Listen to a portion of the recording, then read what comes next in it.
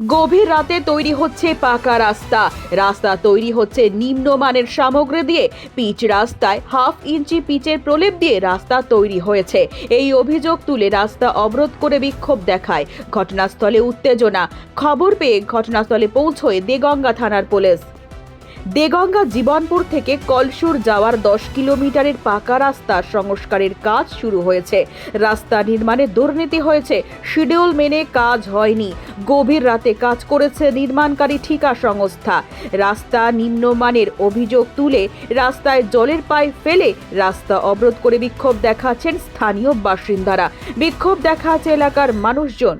ঘটনায় উত্তেজনা। ঘটনাস্থলে দেগঙ্গা থানার পুলিশ এসে পরিস্থিতি নিয়ন্ত্রণে আনে।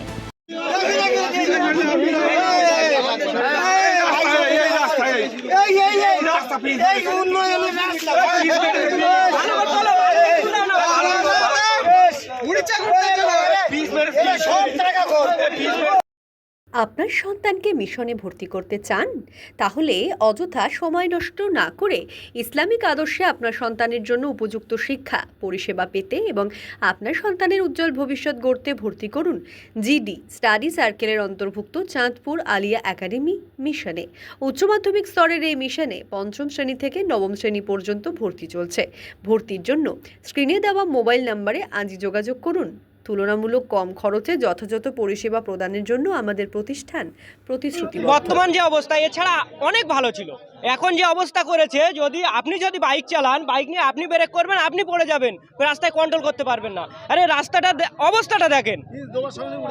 এই রাস্তাটার কাজ করেছে রাত 12টার পর থেকে সকাল 6টার আগে রাস্তার কাজ কমপ্লিট করেছে। এই যে রাস্তাটা হয়েছে, এটা কি আসলে রাস্তা হয়েছে? আমরা এই রাস্তাটা সঠিকভাবে চাই। অচেতন রাস্তা যদি না, এখানে ডিএম আসুক। আপনার নাম? ফারুক গাজী। এই বাড়ি আমরা যাওয়া সব এলাকায় বাড়ি। জীবনপুর থেকে বাগজলা পর্যন্ত মানে রাস্তাটা স্যাংশন হয়েছে। আমরা দেখলাম কয়েকদিনের রাস্তা হচ্ছে, হওয়ার পরে দেখলাম আজকে কাল রাত্রে মানে এটা ঢালাই হয়েছে। রাত 12টার পরে দিনের বেলা ঢালাই এটা হয়নি।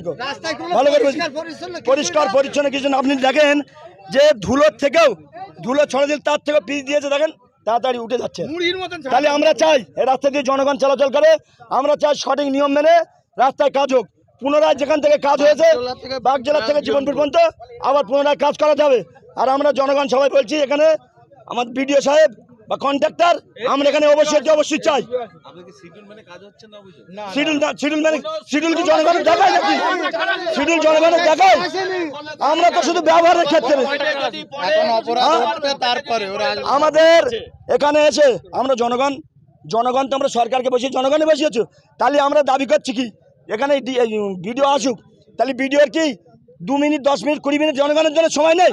তাহলে সেই জনগণ জন্য তারা কি করবে? রাস্তা যতক্ষণ ছাড়বো না। প্রধান কথা আমার নাম রিন্টু মন্ডল।